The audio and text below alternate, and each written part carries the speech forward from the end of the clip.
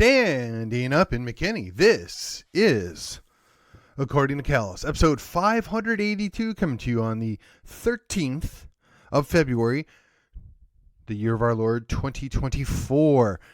Yes, that's right. It's one day before Valentine's Day. So, gentlemen, if you have not gotten something for your wifey, now is the time.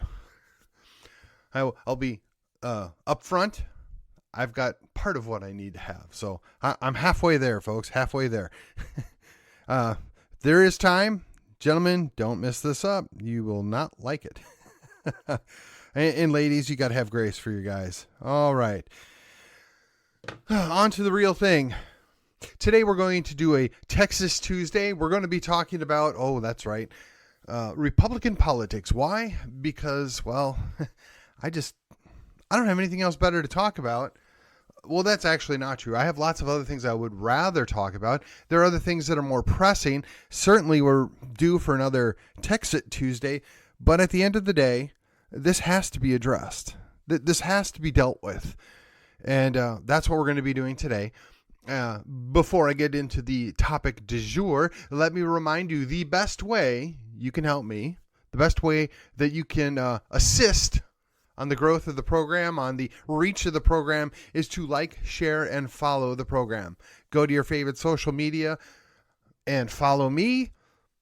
Go to your favorite podcatcher and follow me. Sign up for those notifications. Apparently that helps. That makes a difference. You know, that we are playing games with the algorithms. Not to complain. It's just the way it is. Private businesses and all that. Well, also, you can still find my program on YouTube, in part. But realistically, this is a labor of love. At some point, if I at least can break even, that would be nice. But for right now, we're here. We're doing this. We're going to keep standing up because it matters. What we do matters. Where we're going matters. Everything that you choose to invest in can and will pay a dividend later in life. So here we go, on with the show. All right. So if you haven't been paying attention, this is the first time you've ever dropped in, let me set the stage here.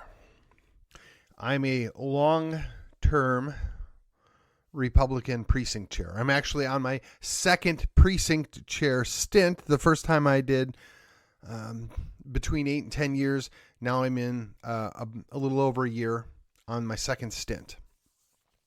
I've been to, participated in, I should say, 2014, 2016, 2018, 2020, which really doesn't count, and 22 state conventions. I've served on my platform committee, I guess, twice previously, and this will be the third time. And I got to go down and represent for SD8 in 2022. Why do I tell you this? Why does this matter? Well, because I see myself as a good Republican. Now, I am a liberty Republican. Some would say a libertarian Republican. However you want to couch that, however you want to describe that, I leave that to you. But at the end of the day, I often sacrifice my preference for the principle, my preference for the party. Not the principle for the party, but the preference. We all are supposed to acknowledge we're on the same team. We're working to the same or at least similar goals. And some folks seem to struggle with that. Some folks don't want to give up their control. They don't want to give up their influence, whatever it may be. And that causes friction. Then there are those that think they are right and everybody else is wrong, and that causes friction. Then there's the establishment, or at least the ruling class, or whatever your preference is. They're in charge. They want to maintain it, but they don't have the numbers anymore. They have the money, but they don't have the sheer numbers at the local level. So that causes friction. Then you have the folks that, well, just want to be a part of the party and have some influence and make sure that things get done. And by and large, they're sitting at the sidelines wondering, what in the world did they sign up for? Why am I here? Why are we spending all this time fighting amongst ourselves? The enemy's at the gates and we're in trouble. We need to figure it out. Okay, so now that I've explained that and kind of prefaced where I'm coming from and why it matters, let's take a few minutes to explain the topography of the Republican establishment party, okay?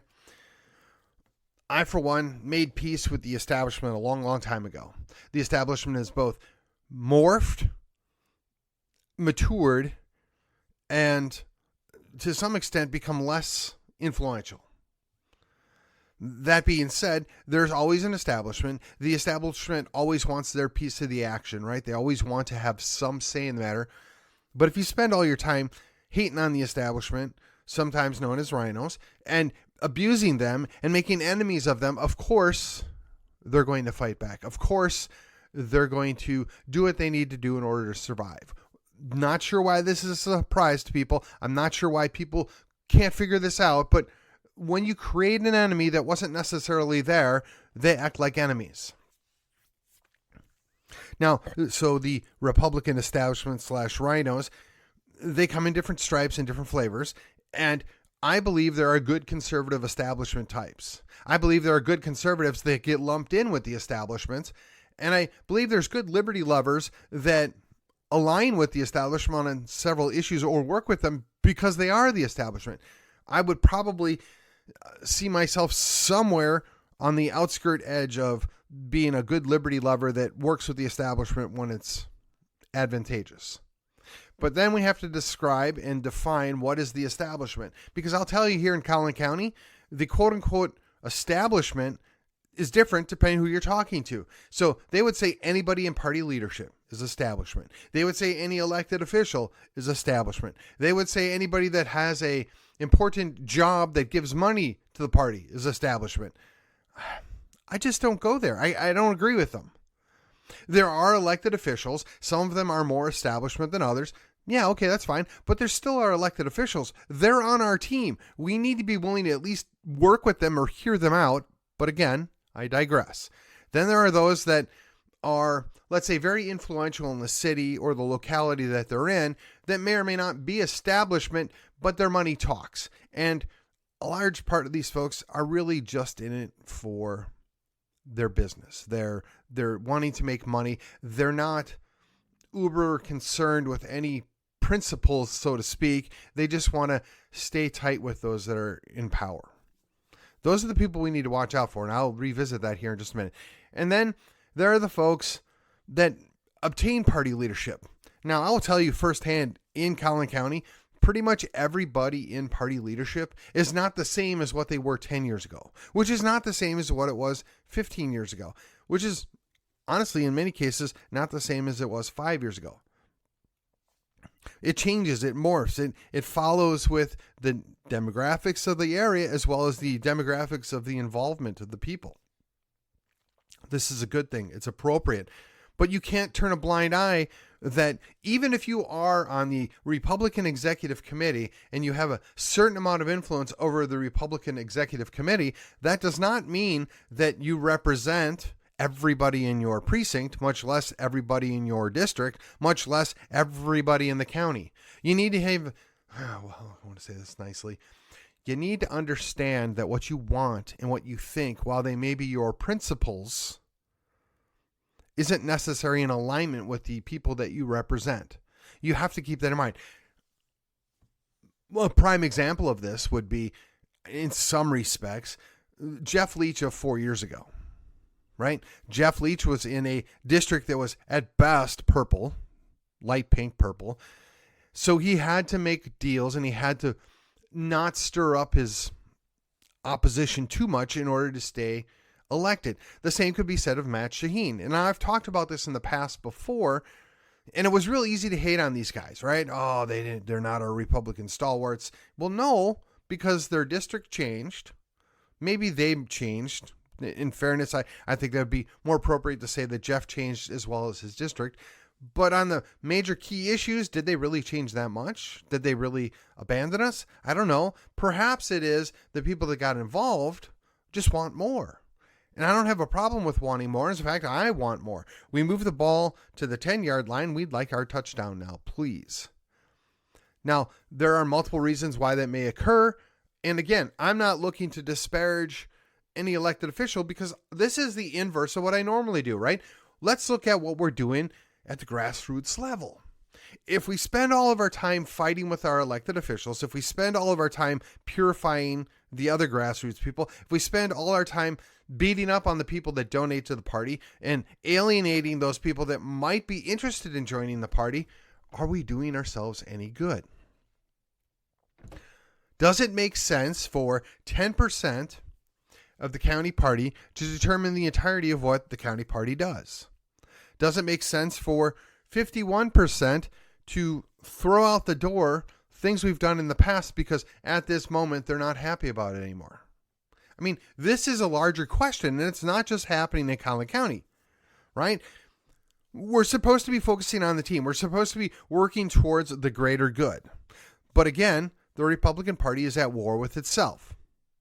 Now, you can look at the statewide elections. You've basically got the... just use names. You got Ken Paxton and Sid Miller versus Greg Abbott. That's what it boils down to. I mean, Lieutenant Dan, I guess, is at least nominally on his side, but enough of that. I mean, if we're concerned about the future of Texas, if we're really concerned about what's best, we got to put some of this aside. We got to focus on the team. And yeah, we have maybe individual players that don't perform or don't do what we want them to do, but they're still on our team. And we need to remember that. We need to act on that. We need to quit making enemies out of people on our team. I just don't understand the wisdom of that, but that's what we're doing. It's not a good idea. It's not a good look, and it's very detrimental. And, you know, I'll just be straight. I don't have a lot of confidence that this is going to last long term. I don't understand why anybody thinks that the immediate should trump everything else. But that's where we're at. We're at everybody's throat for some little grasp at power or authority or whatever, which isn't going to net what we need. It's not going to get us where we need to go. It's not going to protect Texas. It's certainly not putting Texas first. And you may recall that is one of my primary concerns, putting Texas first. And if we're not willing to set aside minor differences or even some moderate differences, we're never going to be able to put Texas first. And I've tried to work with people on all sides here to put Texas first and consider the bigger picture and try and get the wins that we have to have, worry about the wins that we would prefer to have after we get the have-to-haves. But it just seems like I'm falling on deaf ears. And look, this is not unique to Collin County. So I want to spend just a few minutes. I'm going to cut it short today, but I'm going to spend just a few minutes talking about Denton County. And I know I've talked about this a little in the past, but their disgraced former chairman started his own PAC. And wouldn't you know, all the elected officials that want to run for re-election is now switch sides. They're not going to be part of the Republican Party of Denton County. No, we're going to join the PAC. Now, maybe there's some that'll do both. I'll give them grace on that. I'll say that maybe that's the case. And honestly, if you're running for office, you probably don't want the PAC upset with you. But this guy was a disgrace. He nearly ran the Denton County Executive Committee into the ground. He refused to have meetings. He was donating to Democrats. He's doing all sorts of unsavory things. And I don't want to cast aspersions, but one might wonder, is he also from New Jersey? I mean, he's in transportation. That's like somebody that's in sanitation. I mean, you got to know what you're dealing with. And I probably don't want to pick a fight with the guy because I don't want cement galoshes either. But at the end of the day, are you not the least bit concerned? Are you not bothered by the fact that the very people that are running for office, that formerly were leading things, are willing to stab you in the back at the drop of a hat, or are willing to seize control because they think they know better than everybody else? And this goes on both sides, right? Both sides of the equation are doing it to each other. We see a piece of this going on in Collin County. We see it full on happening in Denton County, which is mirroring what's going on in Montgomery County. And well, you know, I told you there's some trouble out in Tyler, right? I don't have all the evidence or the information that I had hoped to have at this time. Suffice it to say, their own chairman went on record saying that basically we need to purge and get rid of some of our precinct chairs because they don't toe the line. They're not moderate enough. I mean, those are my interpretations of what he said, but it's out there. You should go look it up. And then I'm not really sure how this happens. And again, I'm sure there's some grace that needs to be given here, but their current sheriff that's running for re-election apparently has the same problem Biden has. Draw your own conclusion here. I'm not really sure why you would vote for a guy like that, but it's expected he's going to win re-election. Why wouldn't that guy have the sense to say, you know what? I'm not mentally fit or I'm not physically fit. I probably ought not run. And if he's not up to that decision on his own, much like the current resident, you would expect the wife or the close people around him to say, hey, you know what? It's probably best you stop now. You're not really ready for prime time. You're really not fit to serve in this office anymore. Perhaps you might even consider resigning and picking your replacement, or at least letting your team pick an appropriate replacement going in. And the same could be said for Resident Biden. That can be said for this sheriff out in Smith County. It's Tyler, but Smith County. But this is it. And then the Republican Party stands by and ignores all this because, well, he's got an R after his name. And I imagine that the same county chairman out there is cheerleading behind this sheriff. Meanwhile, he's saying, well, we don't want activists. We don't want good conservatives. We just want people to toe our party line the way we describe it and the way we feel it should be. And we're going to put forth a guy that's borderline incompetent to run for sheriff, and we're okay with that. You all need to suck it up and vote for this guy anyway because he's got an R after his name. Never mind all the other trash that we're dealing with in the entirety of the country. In Texas, we can't even get it right with the very people that are supposed to be doing the right thing and leading the way and supposed to be on our team and supposed to have their heads outside of their fourth point of contact, focusing on, or is it fifth point of contact? I don't know anymore. Who cares?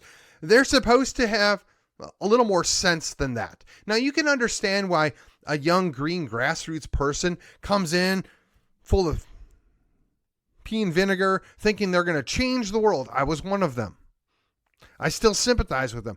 But somebody wiser and a little bit older needs to come alongside them and say, hey, you know what? That's very good, Mr. Precinct Chair, Mr. Grassroots person. You're absolutely right, and I agree with you on many of these things. But if you want to get them done, there is a process to follow. Yes, I know it's time-consuming. Yes, I know it requires some more effort. But this is the best way to do it because you have to get people on board. You have to get people to agree with you. If you jam things down people's throat and they don't agree with you, guess what? They don't want to listen to you anymore. They don't care what you think anymore. They don't want to work with you anymore. You negate any good that you're going to be able to accomplish.